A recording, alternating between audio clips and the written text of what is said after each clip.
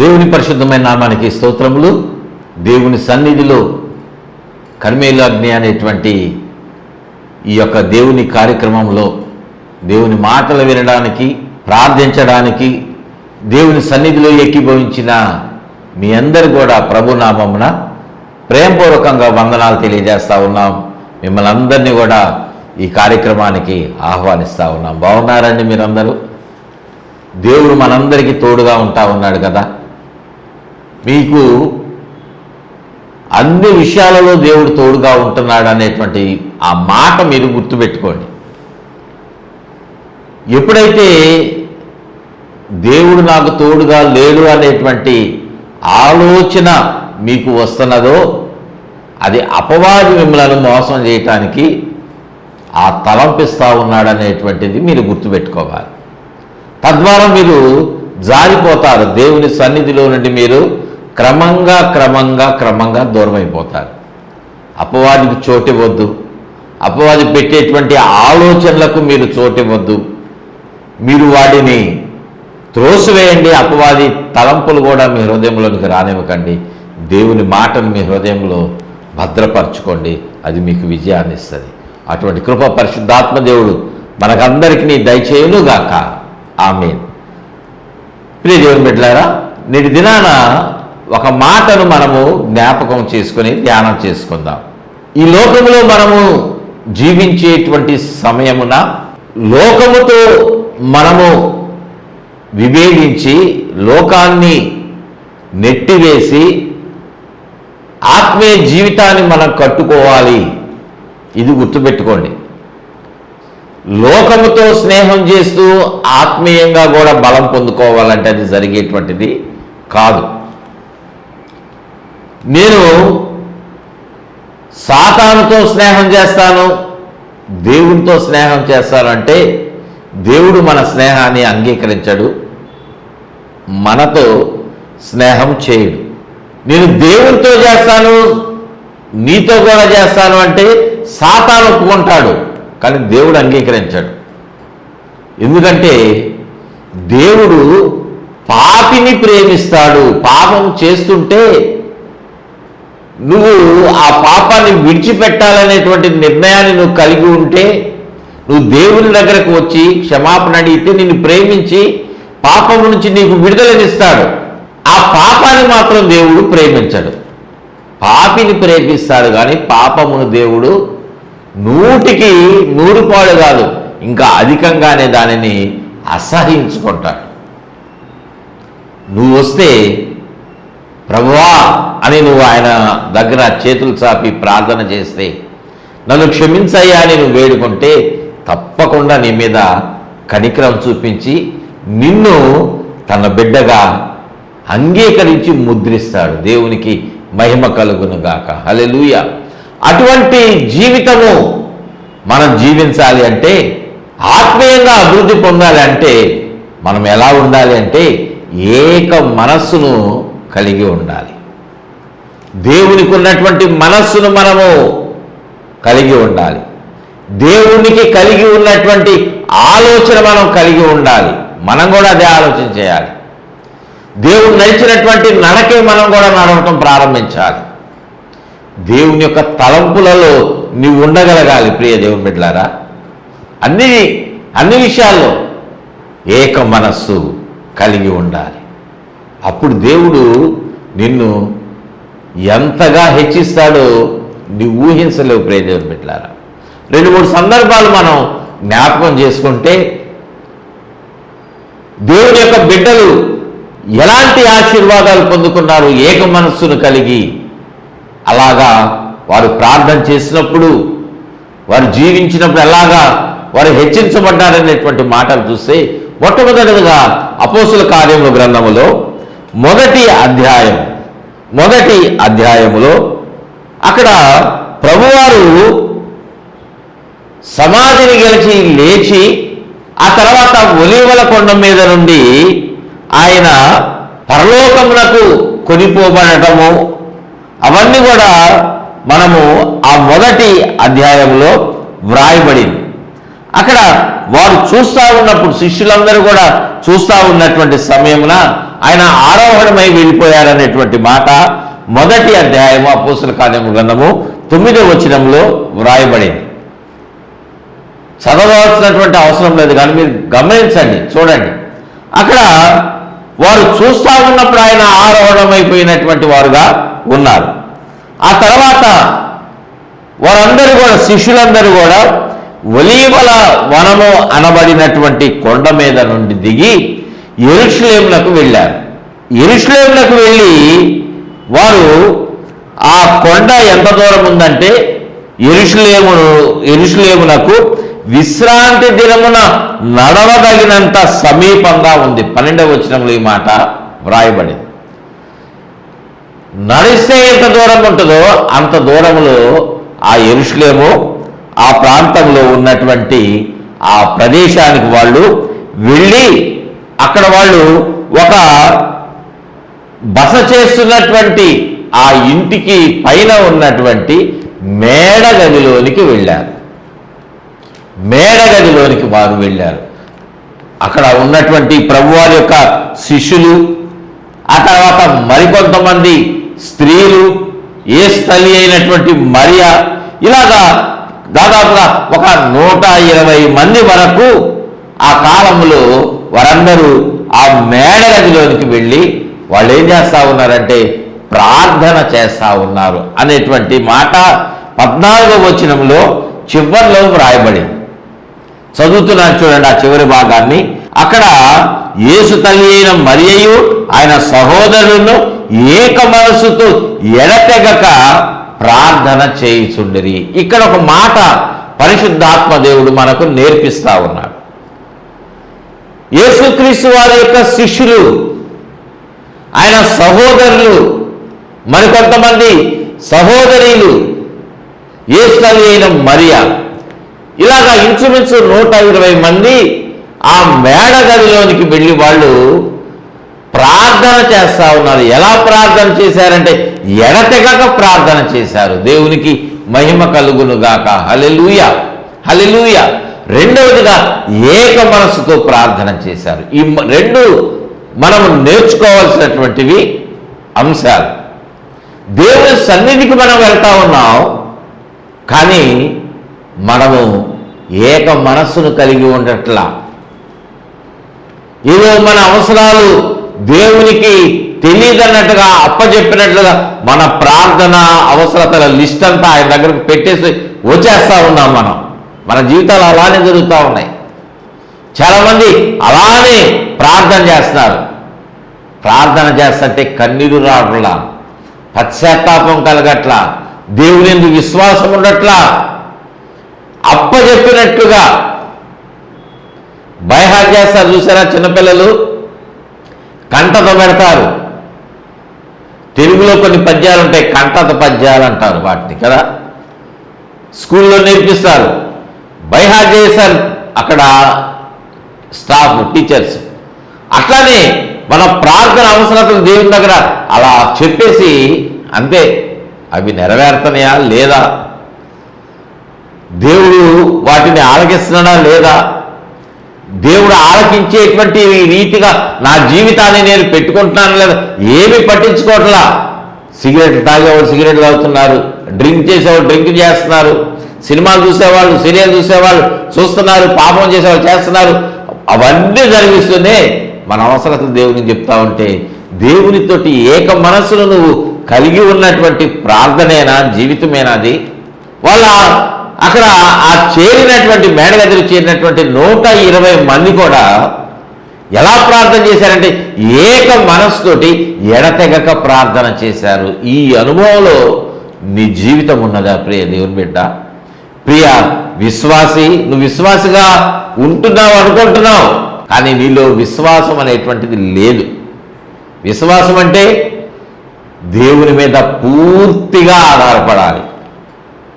లోకంతో స్నేహం చేస్తూ దేవునితో కూడా స్నేహం చేస్తూ ఉంటే అది నిరుపయోగమే, ఉపయోగం లేదు.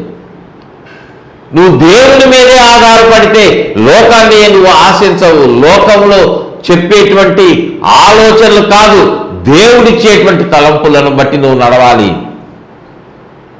దేవుడిచ్చేటువంటి తలంపులు దేవుడే ఇతరుల ద్వారా నీకు అనుగ్రహిస్తే ఆలోచన వాళ్ళే ముందుకు వచ్చి నీకు సహాయం చేస్తారు ఏ విషయంలోనైనా. కానీ నాకు మినిస్టర్ గారు తెలుసు, నాకు ఆ కార్యం జరిగింది అని నువ్వు దాని మీద ఆధారపడ ప్రార్థన కూడా చేసుకుందాం అంటే అది కాదు. దేవుడిచ్చినటువంటి తలంపు, దేవుడిచ్చినటువంటి ఆలోచనలో నువ్వు నిలిచి ఉండాలి. ప్రియ దేవుని బిడ్డ, ఏక మనసుతోటి వారు ప్రార్థన చేశారు. ఏక మనసుతోటి వాళ్ళు ప్రార్థన చేసినటువంటి అనుభవంలో వాళ్ళందరూ కూడా కనిపిస్తూ ఉన్నారు. దేవునికి స్తోత్రం చెల్లిద్దాం. హల్లెలూయా, హల్లెలూయా. వాళ్ళు ఆ రీతిగా మేడగదిలో చేరారు. దేవుని సన్నిధిలో ఎడతెగక ప్రార్థన చేస్తూ ఉన్నటువంటి ఆ సమయమున అకస్మాత్తుగా ఆ పెంతెకొస్తు దినములో దేవుడు వారందరినీ కూడా దర్శించాడు. వారందరూ కూడా కూడుకున్నటువంటి ఆ స్థలములో ఒక అద్భుతం జరిగింది, ఒక కార్యాన్ని దేవుడు జరిగించాడు. 2వ అధ్యాయం అపోస్తలుల కార్యముల గ్రంథము 2వ వచనంలో, అప్పుడు వేగముగా వీచు బలమైన గాలి వంటి ఒక ధ్వని ఆకాశము నుండి అకస్మాత్తుగా వారు కూర్చొని ఉన్న ఇల్లంతా నిండెను. దేవుని యొక్క కార్యం అక్కడ జరగటం వాళ్ళు చూస్తూ ఉన్నారు, అనుభవిస్తూ ఉన్నారు. అంతవరకు ప్రశాంతంగా ఉంది వాతావరణం, కానీ బలమైనటువంటి గాలి అక్కడ వీస్తూ ఉంది. ఏక మనసుతో వారు ప్రార్థన చేయటము ఆరంభించారు, దానిని కొనసాగిస్తానే ఉన్నారు. ఇంకా అంత మాత్రమే కాదు, అగ్నిజ్వాలలు వంటి నాలుకలు విభాగింపబడినట్లుగా వారికి కనబడింది. 3వ వచనంలో ఈ మాట వ్రాయబడి, వారు చూశారు అగ్ని నాలుకలుగా విభజించబడి అక్కడ చేరి వచ్చినటువంటి వారందరి మీద అది వ్రాలడం, అదందరినీ తాకడము వారు అనుభవించారు. పరిశుద్ధాత్మదేవుడు వారిని ఆశీర్వదించినప్పుడు, వారు పరిశుద్ధాత్మతో నింపబడినప్పుడు, ఆత్మ వారికి అనుగ్రహించినటువంటి వాక్శక్తిని బట్టి వారు అన్య భాషలతో మాట్లాడటం ప్రారంభించారు. దేవునికి మహిమ కలుగును కాక. హల్లెలూయా. ఎప్పుడు పరిశుద్ధాత్మ దేవుడు వారి జీవితాలలో కార్యాన్ని జరిగించాడు అంటే, యేసయ్య అంతవరకు తోడుగా ఉన్నాడు వారికి. ప్రభు వారిని బలపరచి వారిని విడిచిపెట్టి వెళ్ళిపోతే ఆదరణకర్తను పంపిస్తానని దేవుడు ముందుగానే చెప్పాడు, యేసయ్య వారితో చెప్పాడు. ఆ ఆదరణకర్తే పరిశుద్ధాత్మ దేవుడు. మనందరికీ తెలిసినటువంటి మాటే, ఒకవేళ తెలియకపోతే గుర్తుపెట్టుకోండి. యేసయ్య నాకు లేడని నువ్వు అనుకోవద్దు. యేసయ్యన్నా, తండ్రి అయిన దేవుడన్నా, పరిశుద్ధాత్మ దేవుడైనా ముగ్గురు ఒకటే. 3 భాగాలుగా వారు కనిపిస్తూ ఉన్నారు. ప్రియ దేవుని బిడ్డలారా, పరిశుద్ధాత్మ దేవుడు మీకు తోడుగా ఉండడం ప్రారంభిస్తూ ఉన్నాడు. నేటి దినాలలో నీతోనే ఆయన ఉండటానికి ఇష్టపడుతున్నాడు. నువ్వు స్నేహం చేస్తానంటే, నువ్వు లోకాన్ని విడిచిపెడితే ఆయన నీకు తన ఆలోచన చెప్పి నడిపిస్తాడు. కొంతమంది అంటారు, ఏం వ్యాపారం చేయాలో నాకు తెలియట్లా, మా బిడ్డలకు ఏ గ్రూప్ ఇప్పించాలో తెలియట్లా, సైన్స్ గ్రూపా, మ్యాథ్సా, ఇంజనీర్ చేయాలా, డాక్టర్ని చేయాలా, ఏది మంచిది తెలియట్లా. ప్రియ దేవుని బిడ్డలారా, ఏ వ్యాపారం చేయాలో తెలియట్లా. వివాహములకు సిద్ధపడినటువంటి బిడ్డలున్నారు, వయసు వచ్చిన వాళ్ళు ఉన్నారు. ఎవరితో వివాహం చేయించాలి? చాలా సంబంధాలు వస్తూ ఉన్నాయి. ఏది మంచిది తెలియట్లా. మేము ఇల్లు కట్టుకోవాలి, ఎలా కట్టుకోవాలి తెలియట్లా. ప్రియ దేవుని బిడ్డలారా, అన్నిటికీ నీకు ఈ లోకంలో కలిగినటువంటి ప్రతి సమస్యకు సమాధానాన్ని లోకంలో ఉన్నవాళ్ళు నీకు చెప్పకపోవచ్చేమో కానీ, చెప్పలేకపోవచ్చేమో కానీ, సరైన నిర్ణయాన్ని తీసుకోలేని పరిస్థితుల్లో పరిశుద్ధాత్మ దేవుడు నీకు సహాయం చేస్తాడు. నువ్వు ఏక మనసు కలిగి నువ్వు ప్రార్థన చేస్తే. ఎవరితో వారిని జతపరచాలో దేవుడు, వారికి ఎలాంటి భవిష్యత్తుని ఇవ్వాలో దేవునికి తెలుసు కదా. దేవునికి తెలుసు, ఈ అబ్బాయి మంచి జీతం వస్తుంది, నెలకు 10 లక్షలు వస్తుంది వ్యాపారంలో అని నువ్వు భ్రమపడి చేస్తే నీ బిడ్డ భవిష్యత్తు ఎలా ఉంటుందో, ఏ వ్యసనాలు ఉన్నాయో తెలుసా? నీకు తెలియదు కదా. ప్రియదేవుని బిడ్డలారా, వ్యసన పరులకు మనము మన బిడ్డలను ఇవ్వం కదా.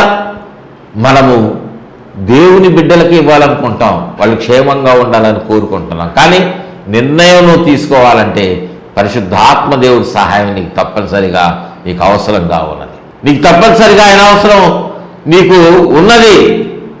ప్రియ దేవుని బిడ్డలారా, మనం జ్ఞాపకం పెట్టుకోవాలి. ఏక మనసుతో నువ్వు ప్రార్థన చేయి. పరిశుద్ధాత్మ దేవుడు వారికి నాటి దినాన అభిషేకించినప్పుడు, వారు అన్య భాషలతో మాట్లాడినప్పుడు వారు చేసినటువంటి పరిచర్య ఎలా ఉందో తెలుసా? విభిన్నంగా ఉంది. వారి నడక, వారి సువార్త ప్రకటన, దేవుని పట్ల వారు చూపించినటువంటి విశ్వాసమును బట్టి వారు చేసినటువంటి కార్యాలు, వేసినటువంటి అడుగులు, చేసినటువంటి సూచక క్రియలు అన్నీ విభిన్నంగా ఉన్నాయి. యేసయ్యను ఎరగనని దేవునితో నడిచినటువంటి పేతురు ఎలాగైతే యేసయ్య నుండి తొలగిపోయి నడిచినటువంటి అనుభవంలో ఉన్నాడో, అటువంటి పేతురు భక్తుడు ఏక మనస్సుతోటి ప్రార్థన చేసినప్పుడు, పరిశుద్ధాత్మతో నింపబడినప్పుడు అంటున్నాడు, తన ప్రాణాన్ని కోల్పోవటాన్ని కూడా సిద్ధపడినటువంటి వాడుగా ఉన్నాడు. దేవునికి మహిమ కలుగును గాక. హల్లెలూయా. సూచక క్రియలు, అద్భుతాలు అన్నీ కూడా చేయటము ప్రారంభించారు. ప్రియ దేవుని బిడ్డలారా, 3వ అధ్యాయం అపోస్తుల కార్యముల గ్రంథంలో అక్కడ వ్రాయబడినటువంటి ఒక సందర్భం మీరు చదవండి. మనకు సమయం లేదు కాబట్టి నేను క్లుప్తంగా ఒక మాట మాత్రమే చెప్పి నేను ముందుకు కొనసాగుతా ఉన్నాను. చూడండి, అక్కడ ఉన్నటువంటి వారు పగలు 3 గంటల సమయమున ఆ మందిరములకు, శృంగారం అనేటువంటి ఆ దేవాలయంలో వారు ప్రార్థన చేయటానికి వెళ్ళినటువంటి ఆ సమయమున పుట్టినది మొదలుకొని కుంటివాడుగా ఉన్నటువంటి ఒక వ్యక్తిని అక్కడికి తీసుకుని వస్తా ఉన్నారు. ఒక భిక్షగాడు అక్కడ ఉన్నటువంటి వీళ్ళని డబ్బులు అడుగుతా ఉంటే, భిక్షం అడుగుతా ఉంటే పేతురు అంటున్న మాట ఏంటో తెలుసా? 6వ వచనంలో, 3వ అధ్యాయం 6వ వచనంలో, వెండి బంగారములు మా యొద్ద లేవు కానీ, నా యొద్ద వెండి బంగారాలు లేవు కానీ మాకు కలిగిందే మేము ఇస్తాను, మేము యేసుని కలిగి ఉన్నామని నజరేయుడైన యేసు నామములో లేచి నడవమని చెప్పినప్పుడు ఆ వ్యక్తి లేచి నడిచాడు, గంతులు వేశాడు. దేవునికి మహిమ కలుగునుగాక. హల్లెలూయా. ఎంతటి కార్యాన్ని చేశారు వాళ్ళు. ప్రతి దినమూ భిక్షం అడుగుతూ ఉంటే ఎంతో కొంత డబ్బులు వస్తున్నాయి, జీవితం కొనసాగుతూ ఉంది. కానీ ఏక మనసు ప్రార్థన చేసినటువంటి ఆ సమయమున పరిశుద్ధాత్మ దేవుని యొక్క శక్తితో వారు నడవటం ప్రారంభించినప్పుడు గొప్ప కార్యాన్ని దేవుడు వారి జీవితంలో జరిగించడం ప్రారంభించాడు. దేవునికి స్తోత్రం చెల్లిద్దాం. హల్లెలూయా. కారణం ఏంటంటే దేవునితోటి నడవటం వాళ్ళు ప్రారంభించారు ఏక మనస్సుతో. మీరు ప్రార్థన చేస్తున్నారా ఏక మనస్సుతో? ఏక మనసులో దేవుని సన్నిధిలో మీరు స్తుతిస్తూ ఉన్నారా, ఘనపరుస్తూ ఉన్నారా? ఒకవేళ గడిచిన జీవితంలో ఏక మనసు లేకుండానే ద్విమనస్కులుగా మీరు దేవుని సన్నిధిలో ఉంటున్నారేమో. 2 మనస్సులతోటి ఉండద్దు. లోకము దేవుడు వద్దు. లోకాన్ని మీరు తీసివేయండి, లోకాన్ని సిలువేసేయండి. దేవునితో మాత్రం మీరు నడవండి.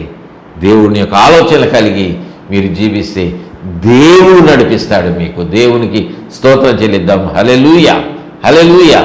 2వ మాటగా మనము గమనించినప్పుడు, 2వ సందర్భంగా అపోస్తల కార్యముల గ్రంథము 2వ అధ్యాయములో 45వ వచనము 46వ వచనము మనము చూచినప్పుడు, విశ్వసించిన వారందరూ ఏకముగా కూడి తమకు కలిగినదంతయు సమిష్టిగా ఉంచుకొనిరి. ఇదిగాక వారు తమ చర స్థిరాస్తులను అమ్మి అందరికీ వారి వారి అక్కర కొలది పంచిపెట్టిరి. మరియు వారు ఏకమనస్కులై ప్రతిదినము దేవాలయములో తప్పక కూడుకొనుచు, ఇంటింటా రొట్టె విరుచుచు, దేవుని స్తుతించుచు, ప్రజలందరి వలన దయ పొందిన వారై ఆనందముతోనూ నిష్కపటమైన హృదయముతోనూ ఆహారము పుచ్చుకొనుచుండిరి. అంత మాత్రమే కాదు, అక్కడ ఇంకా వ్రాయబడిన మాట, మరియు ప్రభువు రక్షణ పొందుతున్న వారిని అనుదినము వారితో చేర్చుచుండెను. ప్రియ దేవుని బిడ్డలారా, ఇక్కడ వ్రాయబడినటువంటి మాట మనం చదివినటువంటి ఈ వచన భాగాన్ని మనం చూచినప్పుడు పరిశుద్ధాత్మ దేవుడు మేడగదిలో వారిని దర్శించినప్పుడు అన్య భాషలు వారు మాట్లాడుతున్నప్పుడు 120 మంది అక్కడ కూడినటువంటి సందర్భంలో 3000 మంది వరకు అక్కడ పైన ఉంటున్నటువంటి ఆ పైనుంచి వినబడుతున్నటువంటి ఆ శబ్దమును అక్కడ జరుగుతున్నటువంటి ఆ సందర్భాన్ని చూసి వచ్చినటువంటి వారందరితో పేతురు భక్తుడు నిలబడి మాట్లాడాడు. 2వ అధ్యాయంలో మనము ఈ సందర్భం అంతా కూడా మనము చదవచ్చు. తప్పనిసరిగా మీకు చదవండి. పరిశుద్ధాత్మ దేవుడు మీతో మాట్లాడతాడు. అక్కడ వ్రాయబడినటువంటి ఆ సందర్భము, ఆ ఉపన్యాసాన్ని అక్కడ విన్నటువంటి వాళ్ళందరూ కూడా వచ్చి ఉన్నటువంటి వాళ్ళని అడుగుతా ఉన్నారు, ఏం చేయాలి మేము ఇప్పుడు? మీరు మాట్లాడినటువంటి ఆ మాటలు మా హృదయాలలో గుచ్చబడ్డాయి, మేమేం చేయాలి అన్నప్పుడు వారు బాప్తిజం పొందాలని చెప్పినప్పుడు అట్టి రీతిగా బాప్తిజం పొందారు. ఆ తర్వాత వారు అపోస్తుల బోధలో, సహవాసములో, రొట్టె విరుచుటలో, ప్రార్థన చేయటంలో ఎడతెగక వారు జీవితాన్ని కొనసాగించినటువంటి వారుగా ఉన్నారు. కానీ ఆ తర్వాత జరిగినటువంటి కార్యాన్ని మనము ఈ 45-46 వచనాల్లో మనం చదువుకున్నాం. ఒకసారి ఆ మాట మనం చూస్తే అక్కడ ఉన్నటువంటి వాళ్ళందరూ ఏం చేశారంటే వాళ్ళ చరాస్తులను, స్థిరాస్తులను, అంటే స్థిరాస్తి అంటే ఇండ్లు, అవి కథలు స్థిరంగా ఉంటాయి. లేకపోతే వాళ్ళకున్నటువంటి స్థలము, వాళ్ళకున్నటువంటి పొలము, అవి అలా ఉంటాయి. అవన్నీ కూడా స్థిరాస్తులు అంటాం మనం. చరాస్తులు అంటే మనం బయటికి వెళ్ళేటప్పుడు మనము కొంత డబ్బును తీసుకెళ్ళచ్చు, కొంత బంగారం తీసుకెళ్ళచ్చు, విలువైనటువంటి వాటిని మనం తీసుకుని వెళ్ళచ్చు. అలాంటివన్నీ చరాస్తులు. స్థిరాస్తి వేరు, చరాస్తి వేరు. వాటన్నిటి వీళ్ళందరూ ఏం చేశారంటే అమ్మిని ఏం చేశారంటే అపోస్తుల యొక్క పాదముల దగ్గర పెట్టారు. అయ్యా, ఇది మాకున్నా కూడా నిరుపయోగమే, మాకు కావాల్సినవే పెట్టుకున్నా, ఇదిగో ఇదంతా మా దగ్గర అధికంగా ఉంది, మీరు పరిచర్యకు వాడండి, వీటి ద్వారా మీరు సువార్త ప్రకటించండి అని వారు దేవుని యొక్క సేవకుల దగ్గర వాళ్ళు పెట్టి వాళ్లకు పంచిపెట్టారు. ఆ తర్వాత వాళ్ళు చేసిన పనేంటో తెలుసా? ఏక మనస్కులై ప్రతి దినము దేవాలయములో తప్పక కూడుకుంటా ఉన్నారంట. దేవునికి స్తోత్రం చెల్లిద్దాం, హల్లెలూయా.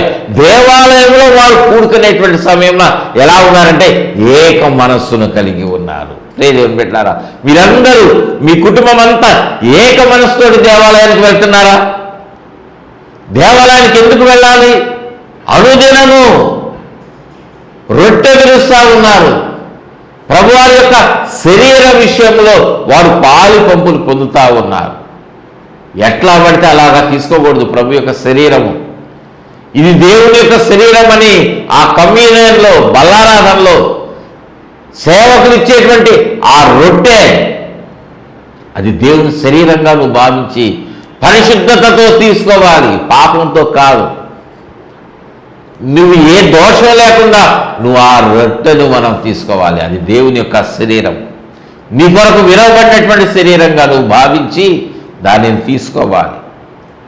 ఆ ద్రాక్షారసం ఉన్నది కదా, ఇది నూతన నిబంధన సంబంధమైన నా రక్తము అని చెప్పి సేవకులు మీకు ఇస్తూ ఉంటే అది ద్రాక్షారసం కాదు, దేవుని యొక్క రక్తం అని నువ్వు గుర్తించాలి. అట్టి రీతిగా దాన్ని నువ్వు స్వీకరించాలి. ఏక మనస్సు కలిగి నువ్వు స్వీకరించడం ప్రారంభించాలి. అటు దినాన జరిగినటువంటిది ఇక్కడ వారు తెలియజేస్తావు. ప్రియదేవుని బిడ్డలారా, ఏక మనస్సుతోటి వాళ్ళు స్వీకరించారు. అంత మాత్రమే కాదు, వారు దేవుని స్తుతించేటువంటి సమయంలో కూడా దేవుని యొక్క కార్యాలు జరిగినటువంటి ఇది కూడా మనం ఎలా చూడాలంటే ఏక మనస్సుతో చూడాలి. చూడండి, అపోస్తుల కార్యముల గ్రంథము 4వ అధ్యాయములో అక్కడ 24వ వచనములో వారు విని ఏక మనస్సుతో దేవునికి ఇట్లు బిగ్గరగా మొరపెట్టిరి. దేవుని యొక్క కార్యాలు విన్నారు.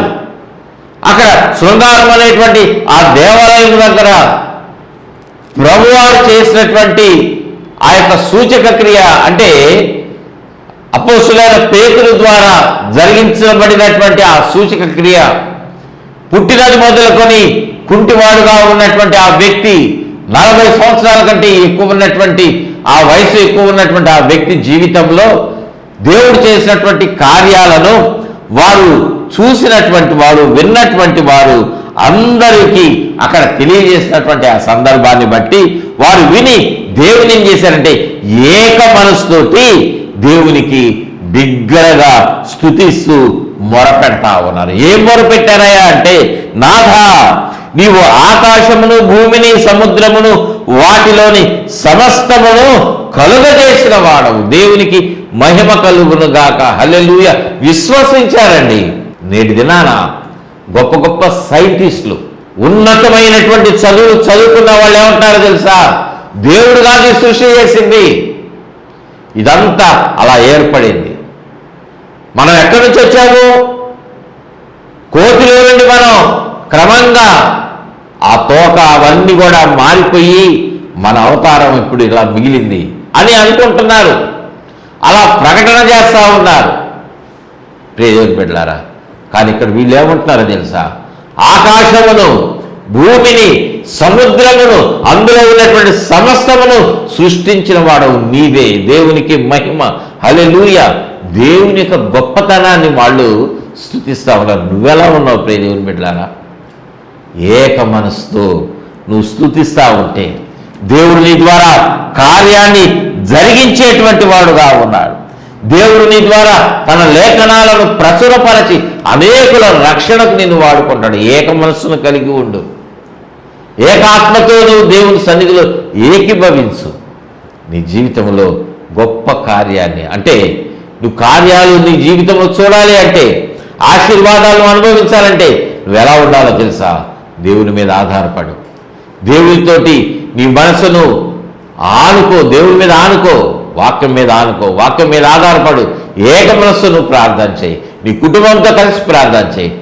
దేవుడు నిన్ను ఉన్నత స్థితిలో నిలబెడతాడు. ఉన్నతమైన ఆశీర్వాదాలు నీ బిడ్డలకు, నీకు నువ్వు ఊహించినటువంటి రీతిగా ఆశీర్వదిస్తాడు. అటువంటి కృప పరిశుద్ధాత్మ దేవుడు మనకందరికీ దయచేయునుగాక. ఆమేన్. ప్రార్థన చేసుకుందామండి.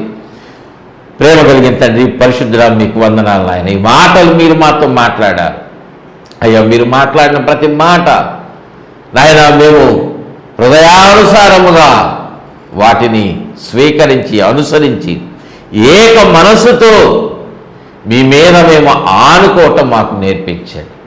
ద్విమనస్సును మేము కలిగి ఉంటే వాటిని తొలగించండి.